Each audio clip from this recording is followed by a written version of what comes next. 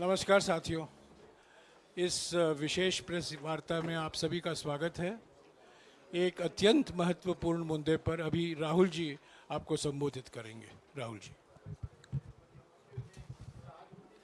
Are they going to put this stuff up here? Srivatsa? Are you putting this up here? नमस्कार, कैसे हैं? आप थोड़े shell shocked लग रहे हो। ये कांग्रेस पार्टी ने क्या कर दिया, कैसे कर दिया? हाँ, अच्छा एसी के कारण है ये। अच्छा ज्यादा लोग आ गए। ओके। नहीं देखिए, आज हम बड़ी इंपॉर्टेंट चीज के बारे में आपको कहना चाहते हैं। पहली बार हमने नोट किया कि चुनाव के समय प्रधानमंत्री ने, होम मिनिस्टर ने और फाइनेंस मिनिस्टर ने स्टॉक मार्केट पर टिप्पणी दी। प्रधानमंत्री ने 2-3 बार, 4 बार देश को कहा कि स्टॉक मार्केट तेजी से आगे बढ़ने जा रही है।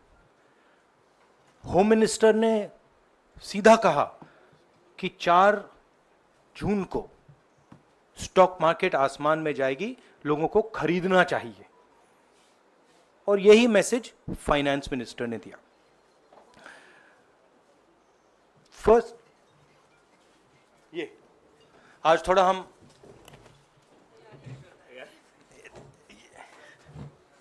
तो ये क्रोनोलॉजी है। अमित शाह कहते हैं बाय शेयर्स बिफोर 4 जून। 19 में नरेंद्र मोदी जी कहते हैं stock market will break records on June 4। फिर 28 मई को रिपीट करते हैं। 1 जून मीडिया झूठे एग्जिट पोल रिलीज करती है। बीजेपी का ऑफिशियल जो इंटरनल सर्वे था वो उनको 220 सीट दे रहा था। तो ये इंफॉर्मेशन बीजेपी के लीडर्स के पास था। इंटेलिजेंस एजेंसीज ने 200 और 220 के बीच में सरकार को बताया था कि उनकी सीट्स आ रही हैं। 3 जून को स्टॉक मार्केट सारे रिकॉर्ड तोड़ देता है और 4 जून को खटाक से स्टॉक मार्केट अंडरग्राउंड चला जाता है। अगला स्लाइड दिखाइए जरा। ये देखिए, 31 मई massive stock activity, more than double what was there on 30th, more than double what was there on 29, 28। ये अनोमली देखिए। ये कौन लोग हैं? ये वो लोग हैं जो जानते हैं कि कोई ना कोई घपला हो रहा है।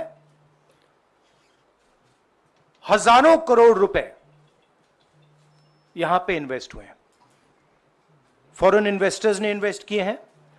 और उसके बाद 30 लाख करोड़ रुपए का लॉस होता है। किसका लॉस होता है? रिटेल इन्वेस्टर्स का लॉस होता है। तो ये जो आप देख रहे हैं, हिंदुस्तान की स्टॉक मार्केट की हिस्ट्री का सबसे बड़ा स्कैम है। और इसके बारे में हम कुछ सवाल पूछना चाहते हैं। पहला सवाल, why did PM and HM give specific investment advice to the 5 crore families investing in the stock market? Is it their job to give investment advice? Second, why both interviews were given to the same media house owned by the same business group, which is also under SEBI investigation for manipulating stock market? Third, what is the connection between the BJP, the fake exit pollsters and the dubious foreign investors? who invested one day before the exit polls were announced and made a huge profit at the cost of 5 crore families. We demand a JPC into this. We are absolutely convinced that this is a scam. Somebody has made thousands of crores of rupees at the cost of Indian retail investors, and the Prime Minister and the Home Minister have given an indication to buy. And this is a criminal act. So we demand today a joint parliamentary committee to investigate this. मैं हिंदी में बोल देता हूं, प्रधानमंत्री ने देश की जनता को इन्वेस्टमेंट एडवाइस क्यों दी और 5 करोड़ परिवारों को जो इन्वेस्ट करते हैं उनको प्रधानमंत्री ने, होम मिनिस्टर ने स्टॉक खरीदने का आदेश क्यों दिया? दूसरा, दोनों इंटरव्यूज जो किए गए थे वो अदानी जी के जो चैनल्स हैं उनको दिए गए थे, उन पर सेबी का इन्वेस्टिगेशन हो रहा है, तो उन चैनल्स का क्या रोल है? और बीजेपी के बीच में जो फेक एग्जिट पोलस्टर्स हैं और ये जो फॉरेन इन्वेस्टर्स हैं, इनके बीच में क्या कोई रिश्ता है? और अगर रिश्ता है तो क्या है? हम जेपीसी चाहते हैं, हम इन्वेस्टिगेशन चाहते हैं और देश इसकी सच्चाई जानना चाहता है। धन्यवाद। शुक्रिया राहुल जी। साथियों, अभी अभी राहुल जी ने आपको स्पष्ट तरीके से क्रोनोलॉजी समझ लिया है। बार बार गृह मंत्री कहते थे अब क्रोनोलॉजी समझिए। आज राहुल जी ने देश को क्रोनोलॉजी समझाया है। इसके ऊपर अगर आपके सवाल हैं तो एक एक करके आप पूछिएगा, एक एक करके पूछिएगा। I haven't said the chronology in English, so I'll say the chronology in English. 13th May 2024, the Home Minister says, buy shares before 4th of June. This is a clear indication to retail investors and others to buy stock. 19th May, for the first time, and then repeatedly until the 28th May, the Prime Minister says that the stock market is going to break records on 4th June. Finally, on 1st June, completely fictitious exit polls are released. These investors are given a completely wrong impression. And on the 3rd of June, as we all know, the stock market breaks all records and then crashes on the 4th of June. Whoever has made money as the stock market rose and also as the stock market crashed. And we are interested in having a joint parliamentary committee, a JPC, to investigate the role of the Prime Minister, the role of the Home Minister, role of BJP members, and also those people who have done these fake exit polls. And finally, we want to understand who are the people, these foreign investors, who did these trades. So we want an investigation for that. शुक्रिया राहुल जी। हाँ संजय। राहुल जी, इससे पहले भी आपने Adani issue पे JPC पिछली लोकसभा में मांग की थी, तो क्या आप चाहेंगे कि ये इशू और हिंडनबर्ग इशू दोनों कंबाइन हो और दोनों की जांच हो? ये जो इशू है, this is a broader issue than just the Adani issue. It is connected to the Adani issue, but this is a much broader issue. This is directly the Prime Minister of India, Home Minister, who are privy to data on actual election results, who have IB reports, who have their own data, who are advising retail investors to buy stock on the 4th. This has never happened before. And by the way, the Prime Minister has never commented on stock market before this. This is the first time the Prime Minister has commented, very interestingly, and multiple times, one after the other, saying that stock market is going to boom, stock market is going to boom, stock market is going to boom. And at the same time, he has information that the exit polls are wrong. He has information that he knows what is going to happen because he has IB data and he also has his own party data. हाँ जी रवि। राहुल जी, मेरा सवाल यही है कि जी news ने भी ये सारी चीज़ बताई है जनता को कि कई चैनलों ने मिलकर ये सब चीज़ किया है, जिस तरह से एग्जिट पोल करके लोगों को गुमराह किया है, जिस तरह से शेयर बाजार में सारा कुछ हुआ है, जी न्यूज़ ने भी इस मामले को उठाया है और बताया है। और आपके कहने का सीधा अर्थ है कि अडानी को इसका फायदा उठाने के लिए किया गया है? नहीं, मेरा कहने का ये अर्थ है कि उसमें अदानी इन्वॉल्व हो सकता है, मगर ये अदानी से बहुत बड़ी चीज़ है। इसमें बीजेपी के सबसे बड़े नेताओं ने कहा है, रिटेल इन्वेस्टर्स को मैसेज दिया है कि आपको स्टॉक खरीदना चाहिए। उनके पास इंफॉर्मेशन थी कि एग्जिट पोल्स गलत हैं, उनके पास इंफॉर्मेशन थी कि बीजेपी को फुल मेजॉरिटी नहीं मिलने वाली है, और वो जानते थे 3 जून को और 4 जून को क्या होने वाला है। कितने का 30 लाख, कितना 30 लाख करोड़ का नुकसान हुआ है? कितने का 30 लाख करोड़ रुपए का नुकसान हुआ है और हजारों लाखों करोड़ रुपए का चुने हुए लोगों को फायदा हुआ है। और हम इंक्वायरी चाहते हैं प्रधानमंत्री पर, होम मिनिस्टर पर, जिन्होंने एग्जिट पोल किया उन पर, और ये जो फॉरेन इन्वेस्टर्स हैं उन पर। हाँ शेमिन।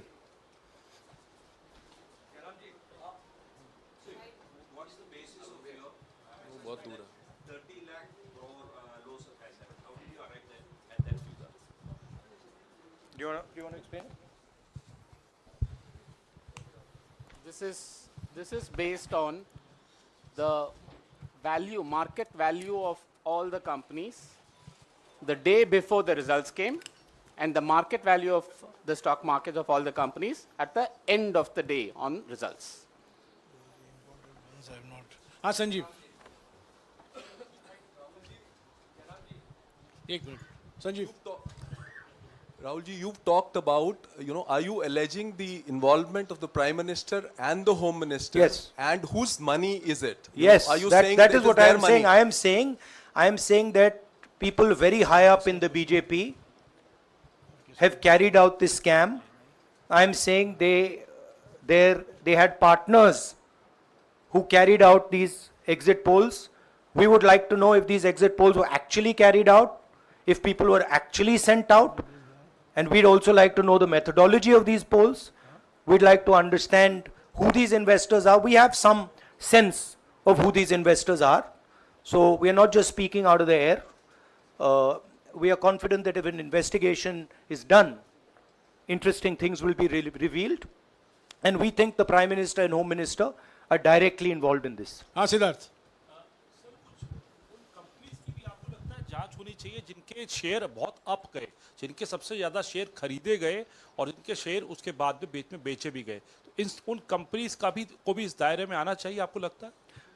हमारा कहना है कि यहाँ पे बड़ा क्लियर है कि स्कैम हुआ है। प्रधानमंत्री ने डायरेक्टली कहा है, होम मिनिस्टर ने डायरेक्टली कहा है, इंडिकेट किया है जनता को कि स्टॉक मार्केट ऊपर जाएगी। होम मिनिस्टर ने तो साफ कह दिया कि खरीदना चाहिए।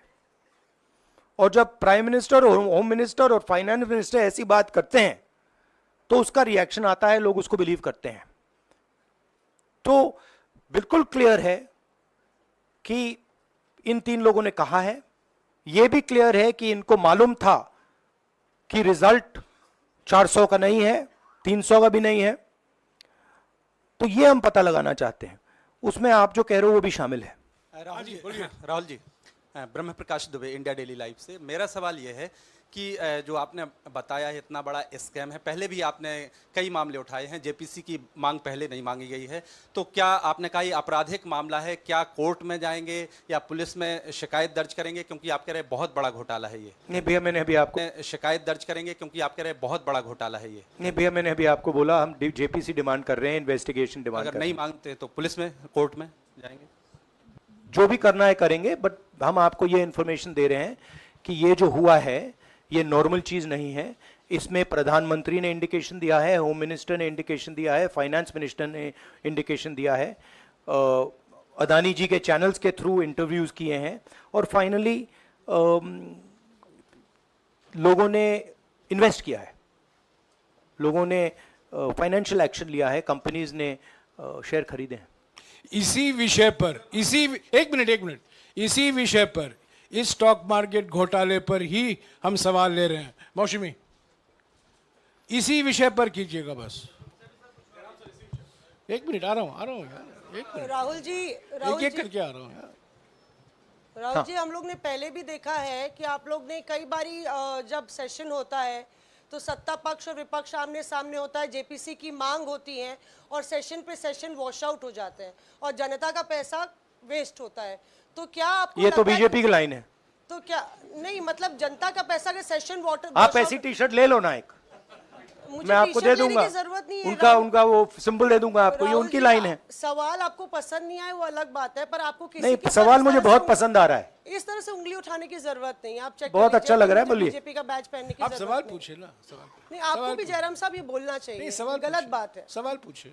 मेरा बस ये सवाल था कि जेपीसी की मांग पे कई बारी कामकाज ठप हो जाता है, तो क्या आपको लगता है कोई और भी राह आप लोग सड़क की राह इख्तियार कर सकते हैं, क्योंकि ये आम आदमी का पैसा है। हम जनता को एक रियलिटी बता रहे हैं कि यहाँ पे क्लियरली एक स्कैम हुआ है। यहाँ पे प्राइम मिनिस्टर ने इंडिकेट किया है, यहाँ पे होम मिनिस्टर ने इंडिकेट किया है, यहाँ पे फाइनेंस मिनिस्टर ने इंडिकेट किया है। नॉर्मली बीजेपी की ये पोजीशन होती है कि जब भी हम कोई मुद्दा उठाते हैं तो हम पार्लियामेंट का टाइम वेस्ट कर रहे हैं। वही पोजीशन आपने अपनाई है, इसलिए मैंने आपसे कहा कि देखिए आप बीजेपी की पोजीशन ले रही हैं। रियलिटी, एक सेकंड, रियलिटी ये है कि हम जेपीसी करवाएंगे। अब ऑपोजिशन में बहुत ज्यादा ताकत है, बहुत ज्यादा स्ट्रेंथ है, और पूरा जो पार्लियामेंट की सिचुएशन है वो बदल गई है। हाँ जैनेंद्र, राहुल जी, जेपीसी की मांग जो आपने की है वो तो पार्लियामेंट सेशन में होगी, लेकिन ये जो आम निवेशक हैं देश भर के जिनका 30 लाख करोड़ डूबा है, उनमें कर्नाटक के, तेलंगाना के, हिमाचल के भी लोग होंगे। तीनों राज्यों में आपकी सरकार है, क्या राज्य की जो जांच एजेंसी है उसके जरिए आप जो उन राज्यों के निवेशकों का कम से कम पैसा डूबा है, ये जो आप पूरे नेक्सस की बात आप कर रहे हैं, गुमराह करने की बात कर रहे हैं, क्या वहां से कोई कार्रवाई की हम उम्मीद कर सकते हैं? सोचा जा सकता है, बट ऐसी चीज के लिए शायद जेपीसी सही औजार होगा। हाँ Ranjita, last question. Ranjita, okay, Mohit is asked, Ranjita यार आप पूछते रहे। मोहित चलो। आपको ऐसे सर मैं He's upset with me. Sir मैं मोहित आपने चमत्कार किया, पूछ लीजिए। सर मैं मोहित हूँ, न्यूज नेशन से। नहीं, जानता हूँ। सर लगातार पिछले घोटालों में भी आपने जेपीसी की बात की थी, आपने हर जांच की बात की, और ये एक बड़ा घोटाला सामने आया, इसमें भी आप जेपीसी की मांग कर रहे हैं। कितनी उम्मीद है कि लोग जेपीसी की ये लागू करेंगे? आपको क्या लगता है कि ये जेपीसी लागू करने वाले, अगर नहीं करेंगे फिर क्या करेंगे आप लोग? नहीं, हम प्रेशर लगाएंगे, डालेंगे, बट मुझे लगता है कि जो पहले राजनीतिक सिचुएशन थी, जिस इम्प्यूनिटी के साथ प्रधानमंत्री पहले काम करते थे, मुझे लगता है वो अब खत्म हो गया है, तो दूसरा नतीजा आएगा। राहुल जी, ये आखिरी है क्या, और दो लेंगे? ये आखिरी है, आखिरी नहीं, आखिरी हो गया, इन्होंने कह दिया आखिरी।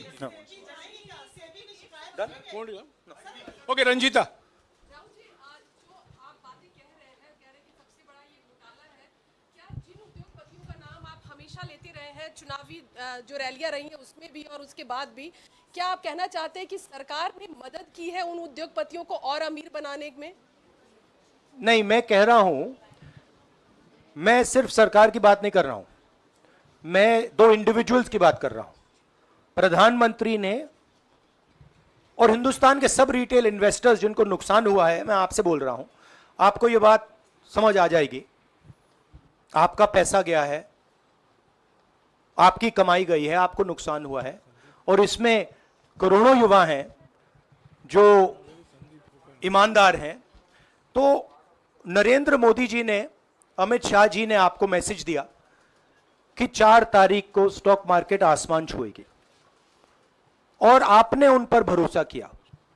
मगर सच्चाई यह थी कि नरेंद्र मोदी को मालूम था कि 4 जून को स्टॉक मार्केट आसमान नहीं छुएगी। 4 जून को स्टॉक मार्केट का जबरदस्त नुकसान होने जा रहा है, क्योंकि उनके पास इंटेलिजेंस की रिपोर्ट थी और बीजेपी का जो इंटरनल असेसमेंट था 220 सीट का, वो उनके हाथ में था। तो मेरा यह सवाल है और मैं आपसे, इन्वेस्टर से कहना चाहता हूं कि आपको जो चोट पहुंची है, जो आपको दर्द हुआ है, वो चोट नरेंद्र मोदी जी और अमित शाह के बयान ने आपको पहुंचाई है। और हजारों करोड़ रुपए किसी ना किसी ने चोरी किए हैं। वो आपके जेब से गए हैं, रिटेल इन्वेस्टर्स के जेब से गए हैं। तो मैं चाहता हूं, आपके लिए बोल रहा हूं, मैं आपके लिए बोल रहा हूं कि इन्वेस्टिगेशन होना चाहिए, पता लगाना चाहिए कि प्रधानमंत्री जी ने, होम मिनिस्टर ने आपको यह गलत इंफॉर्मेशन क्यों दी और ये कौन लोग हैं, इन्वेस्टर्स जो हैं, फॉरेन इन्वेस्टर्स हैं, जिन्होंने इस दिन फायदा उठाया। ये देखिए ग्राफ है, ये रेड चार्ट जो है, इसको देख लीजिए। ये नॉर्मल ट्रेडिंग है, ये नॉर्मल ट्रेडिंग है, ये ग्रे वाली नॉर्मल ट्रेडिंग है, और ये जो ट्रेडिंग है ये अबनॉर्मल ट्रेडिंग है, ये 2-3 गुना है, और फिर ये हुआ है नुकसान। तो ये नरेंद्र मोदी जी और अमित शाह से मैं पूछ रहा हूं कि आप में इसमें आपका क्या रोल था, और रिटेल इन्वेस्टर्स के लिए पूछ रहा हूं, आपकी मदद के लिए, आपकी मदद करने के लिए पूछ रहा हूं, और इन्वेस्टिगेशन होगा तो आपके लिए होगा। धन्यवाद, शुक्रिया। Thank you.